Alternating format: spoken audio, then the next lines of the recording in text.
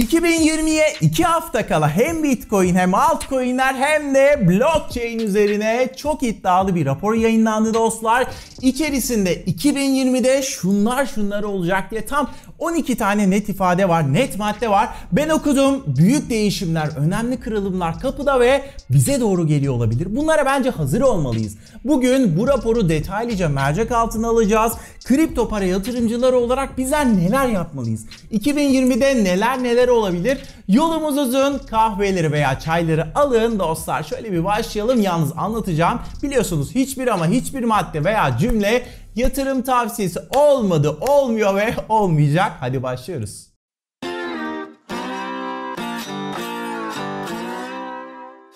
Bu arada yeni ortamımı umarım şöyle bir bakın beğenmişsinizdir. Bundan sonra olabildiğince buradan yapacağım videolarımı, yayınlarımı.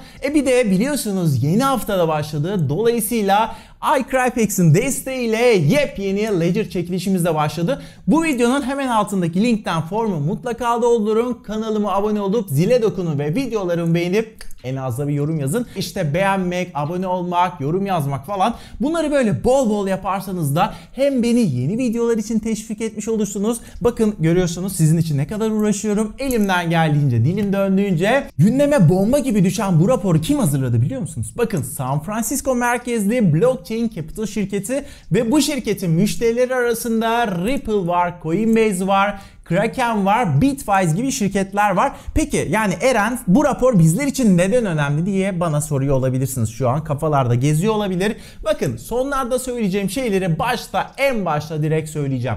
12 tane önemli madde var ki bence 7. madde özellikle çok kritik ve çok iddialı.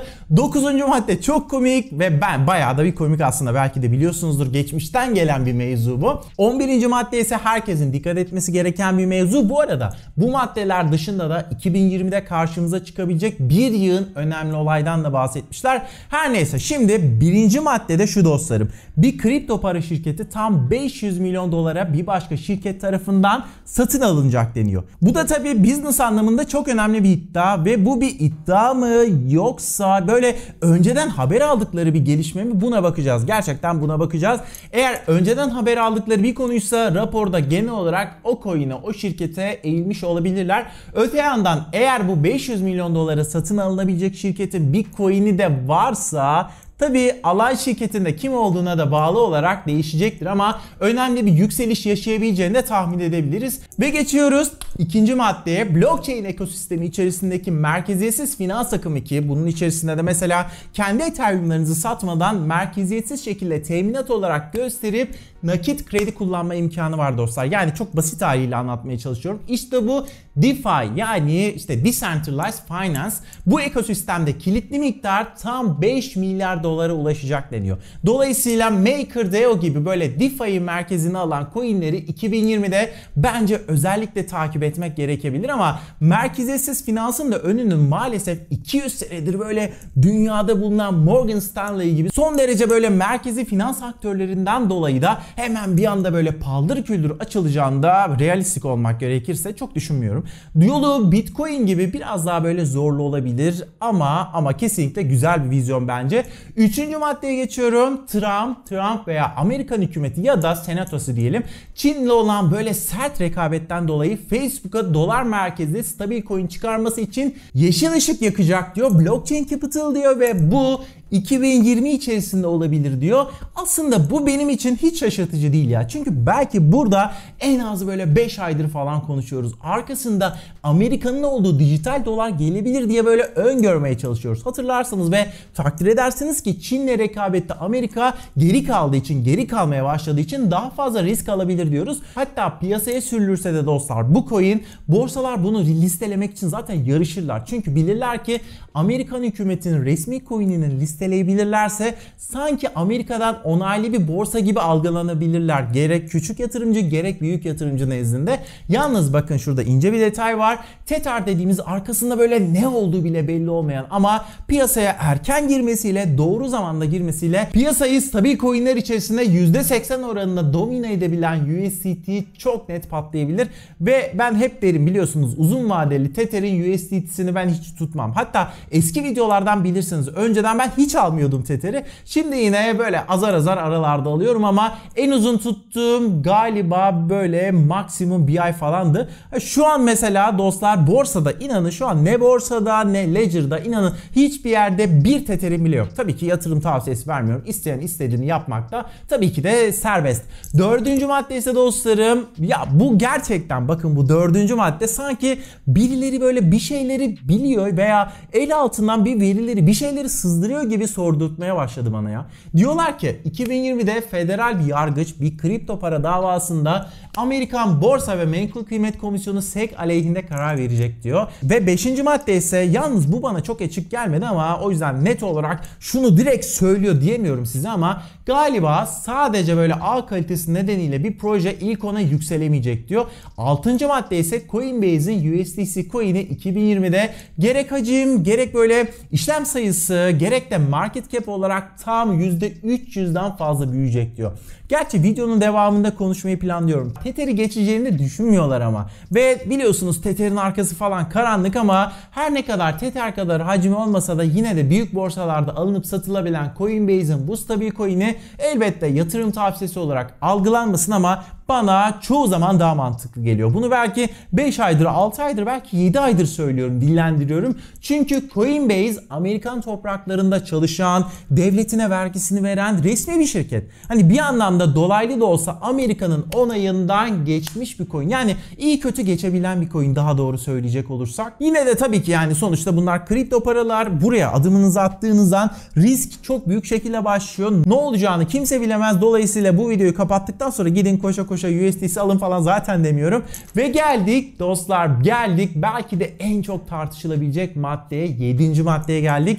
Blockchain Capital diyor ki hazır olun diyor. 2020'de Bitcoin işlemlerinde olabilecek yüksek talepten dolayı normalde 20 sent, 25 sent, hadi taş çatlasın 50 sent olan Bitcoin transfer ücreti tam 100 dolara yükselebilir diyor. Bu elbette Bitcoin'in fiyatının yükselmesiyle birlikte gelecek talep de olabilir. Yani karşılaştırma yapabilmeniz için de ben şu veriyi paylaşmak istiyorum sizinle. 2017'de Bitcoin böyle koşa koşa 20 bin dolarlara tırmandığında, ulaştığında Bitcoin ağı o kadar böyle tıkandı ki, çünkü piyasaya çok fazla yeni yatırımcı geldi. O zamanlar mesela 1 dolarlık Bitcoin bile transfer etmek istesem bir ara hatırlıyorum 50 dolar, 55 dolarlık transfer ücreti çıkıyordu karşına. Şimdi 20 bin dolarda kabaca böyle hesaplasak 50 dolar, 55 dolarlık bir ödeme çıkarsa karşımıza böyle bir senaryoda, Blockchain Capital'ın tahminlerine göre de bu ücretin 100 dolara çıkacağı öngörülüyorsa o zaman Bitcoin'in fiyatının da kabaca 35 bin dolar, 40 bin dolar gibi bir rakama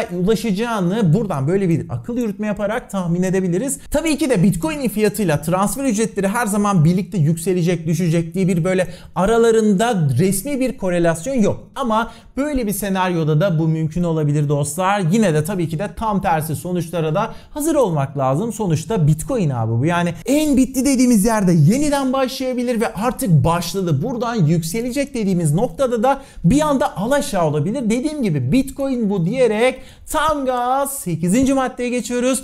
OECD bünyesinde kara para aklanmanın önlenmesine yönelik kurulan bir birlik olan FATF ve FinCEN stabil coinleri bildiğimiz geleneksel paralardan çok daha ağır standartlara tabi tutacak deniyor. Böyle bir öngörü var, böyle bir ihtimal var. Bu da baktığınız zaman aslında çok iyi bir şey olabilir. Biliyorsunuz kripto para piyasasının regülasyona girememesi, hatta kendi kendine regüle etmeye çalışması falan, neyse. Bunları konuştuk. 9. maddede ne dostlarım biliyor musunuz? Bir zamanların coin pumpçısı John McAfee ile ilgili 2017'de John McAfee eğer 3 yıl içerisinde Bitcoin 500 bin dolara ulaşmazsa bir ulusal televizyonda penisimi yiyeceğim diye böyle abuk sabuk bir iddiada bulunmuştu. İşte Blockchain Capital diyor ki John McAfee için zaman geldi. Penisini yeme zamanı geldi diyor. Bu sene o sene diyor. Ya Allah'ım ya, muhabbete bak yani. İddiaya bak, muhabbete var. Bak ne bileyim yani. Bu açıklamalar aslında ne biliyor musunuz? John McAfee'nin yaptığı bu açıklamalar biraz böyle popüler olma isteğinden kaynaklanıyor bence. Bir iddia atayım böyle, milletin ağzına böyle sakız olayım, tamam mı? Böyle reklamın iyisi kötüsü olmaz falan. Biraz böyle bakarsın bu dünyada popüler olurum kafaları falan. Dostlarım 2020'de gerçekleşmesi öngörülen 10. madde ise KYC, yani Know Your Customer süreci olacak. Yani aslında kimlik doğrulama süreci ve AML, yani Anti Money Laundering, kara para aklama karşıtı süreçler. Bu iki süreçten bahsediyorum. Merkezi olmayan finans akımı da var dedim ya size hani videonun başında, DeFi adıyla. İşte o akımda DeFi içerisinde bu KYC ve AML süreçleri regülasyon noktası olacak diyor. 11. madde ise dostlarım, ki buna gerçekten çok dikkat etmek gerekiyor. Privacy coin dediğimiz bu gizlilik odaklı coinler var ya, bir kısmınız da buna yatırım yapmış olabilir. Bu coinler büyük kripto para borsalarından dışarı atılacak, delist edilecek deniyor. Ben demiyorum bunu. Bakın bu videoda anlattıklarım Blockchain Capital'ın iddiaları. Yani 12 maddelik 2020 öngörüleri. Tabi bilemeyiz yani %100 bunlar bütün privacy coinler büyük borsalardan delist edilecek diyemeyiz ama eğer elinizde böyle Monero gibi, Zcash gibi, Green gibi, Word gibi coinler varsa elbette buradan çıkın, hemen gidip bozdurun demiyorum ama 2020'de ara sıra bakın abi, haberlere bakın. Ne oluyor, ne bitiyor, bu coinlerin gidişatı ne falan, bunları bir sorgulayın dostlar. Alıp unutuyorsanız da 2020'de unutmayın. Bunu söylemeye çalışıyorum. 12. madde ise, yani son madde ise, bakın bu konuyu bence çok seveceksiniz diye tahmin ediyorum.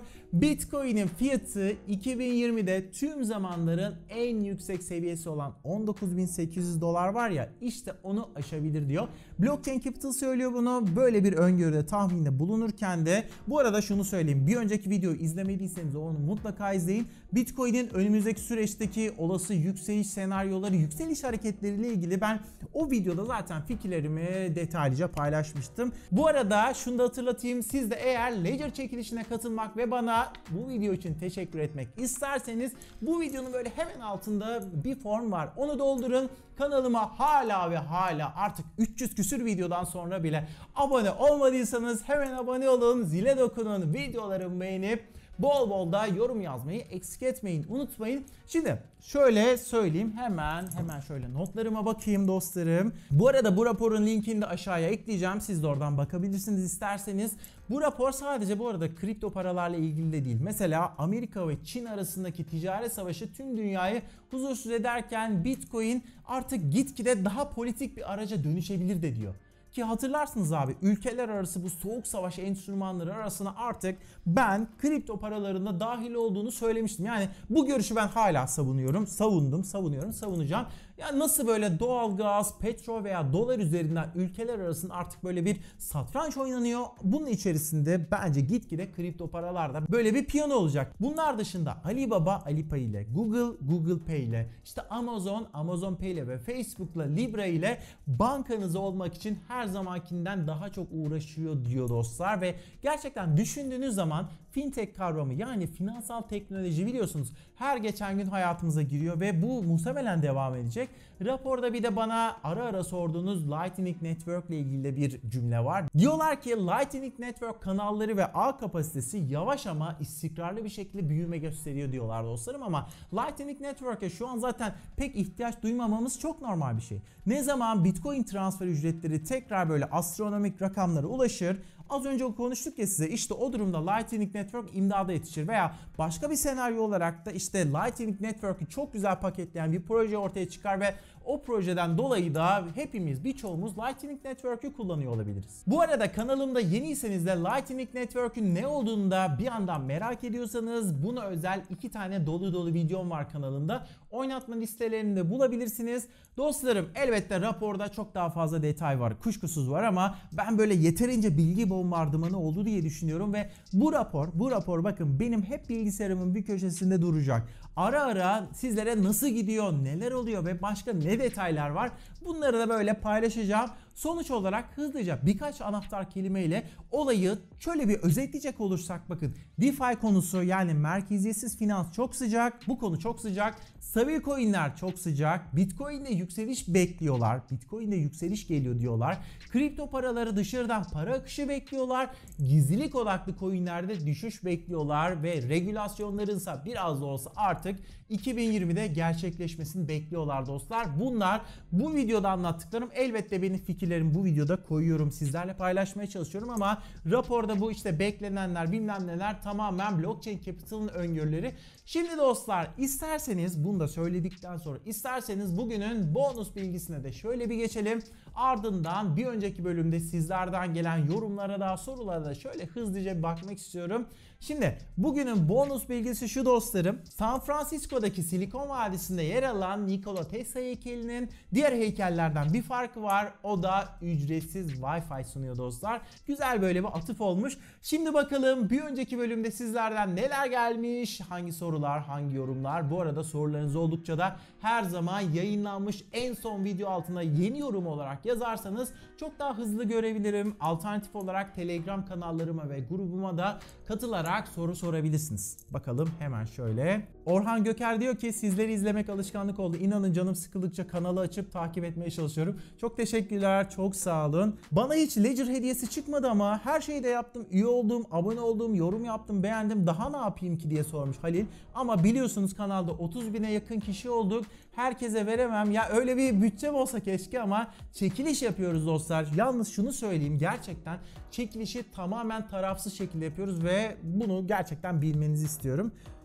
Killer Trader demiş ki 4-4.5K'ları ziyaret edeceği için mutluyum demiş. Bitcoin'den bahsediyor ama tabii ki de burada kimseye yatırım tavsiyesi vermeyelim. Selamlar, yeni abone oldum, başarılar dilerim. Bitcoin ile ilgili yeni tanışanlar ve yeni katılanlar için bir özet video çekersen çok sevinirim. Yani bir kılavuz anlamında demiş Volkan Can. Hoş geldin, iyi ki geldin. Ben de şöyle bir cevap vermişim.